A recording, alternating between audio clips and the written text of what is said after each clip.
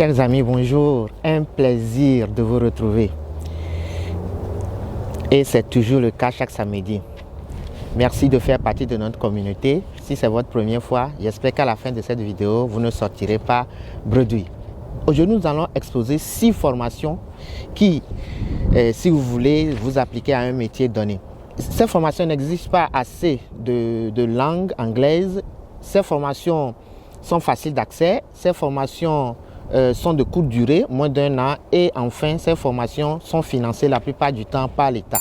Donc, vous n'aurez rien à payer. Si le sujet vous intéresse, restez avec nous après le générique. Bienvenue à vous.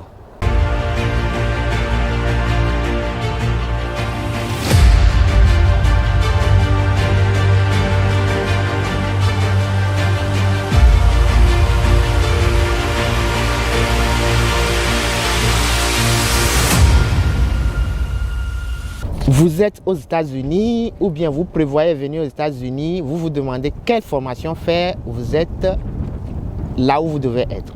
Aujourd'hui, nous allons parler de 6 formations qui, premièrement, n'exigent pas à ce que vous ayez un niveau assez élevé en anglais. Secondo, ces formations sont de courte durée, de 1 mois à 6 mois, enfin 1 an au plus.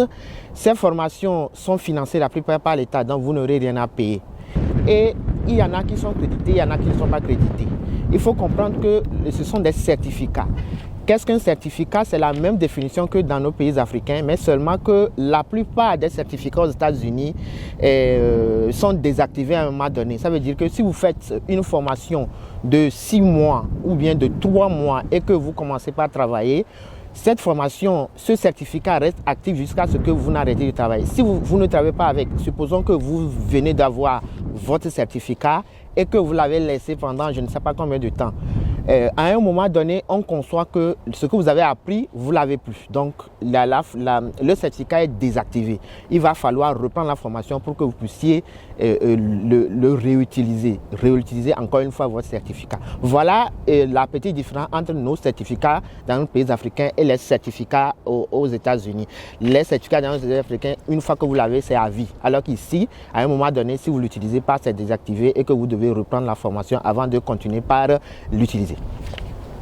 Sans plus tarder, abordons les 6 formations de courte durée, des 6 certificats aux États-Unis, si vous êtes nouveau aux États-Unis ou bien si vous prévoyez venir sur le territoire américain et vous prévoyez faire les études. Il faut préciser que ces formations sont dans le domaine de la santé. Si vous voudriez travailler dans le domaine de la santé, vous voulez travailler peut-être vous travaillez déjà dans le domaine de la santé dans nos pays et que vous venez aux États-Unis, vous voulez rester dans le domaine de la santé, ces 6 formations sont dans ce domaine-là de la santé et vous permettent de facilement gagner votre vie.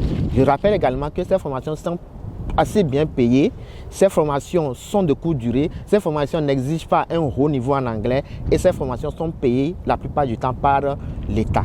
Donc vous n'aurez rien à payer. Je vais d'abord donner les noms en anglais et ensuite en français pour que ceux qui veulent chercher la formation puissent facilement la retrouver et s'inscrire. Nous avons Pharmacy Technician, Nursing Aid, Physician Technician, Medication Aid, Ophthalmic Assistant et Phlebotomist Assistant. En français, nous avons technicien en pharmacie, aide infirmier, technicien central en stérilisation, aide médicale ou bien aide médication, assistant en ophtalmologie et enfin formation en phlebotomiste. Voilà les 5 formations de courte durée qui sont faciles d'accès, qui n'existent pas à un haut niveau en anglais et qui sont payées la plupart du temps par l'État. Pour préciser cette formation, si nous prenons la pharmacie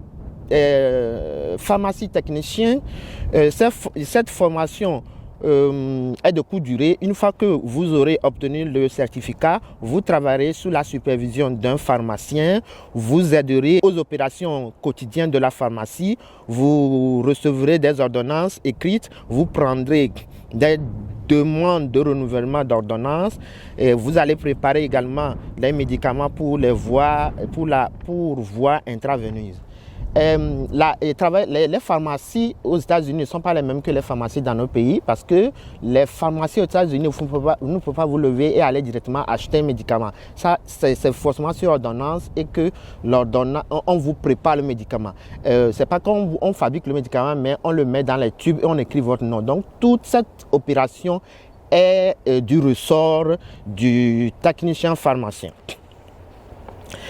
Prenons le nursing aid. Par rapport au nursing aid, l'accent est mis sur la connaissance de base du résident, sur la démonstration des compétences pour fournir des soins sécuritaires et efficaces aux agents. Donc, vous pouvez travailler dans les hôpitaux, vous pouvez travailler dans les maisons de retraite et parfois, en particulier, dans les maisons de ceux qui sont assez âgés, qui ne peuvent pas se débrouiller tout seuls.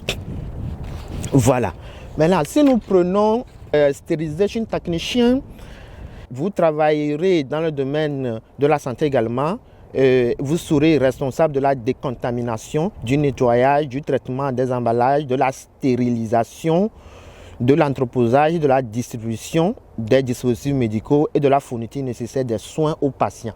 Voilà ce que vous ferez une fois que vous aurez le diplôme ou bien le certificat de stérilisation du technicien en stérilisation. Pour le medication aid, aide médicale, c'est une formation globalement de 60 heures de temps et vous serez amené à administrer en toute sécurité des médicaments, l'accès sur la pratique administrative sécuritaire. Vous aurez à passer un examen d'état en aide médicale à la fin de votre formation.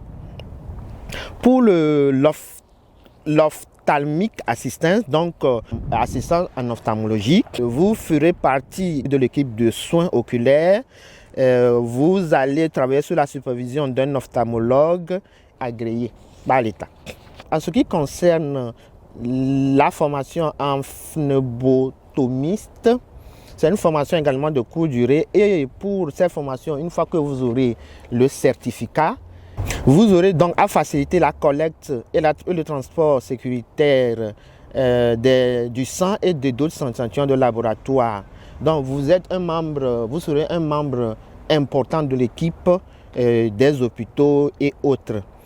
Vous aurez également à apprendre des techniques d'équipement utilisant des dispositifs de collecte sous vide et des seringues. Voilà à peu près ce que vous aurez à faire si vous décidez de faire un certificat dans le domaine de la santé. Vous pouvez aborder les 6 formations que je viens de lister. J'espère que cette petite vidéo vous a aidé à comprendre l'utilité d'une formation et à vous orienter vers des formations de courte durée. Par exemple, les 6 formations que je viens de lister. N'oubliez pas de vous abonner et de cliquer sur la cloche de notification. Vous abonner ne vous coûte rien, mais ça nous fait extrêmement plaisir. Un plaisir de vous retrouver le samedi prochain. Yakasa.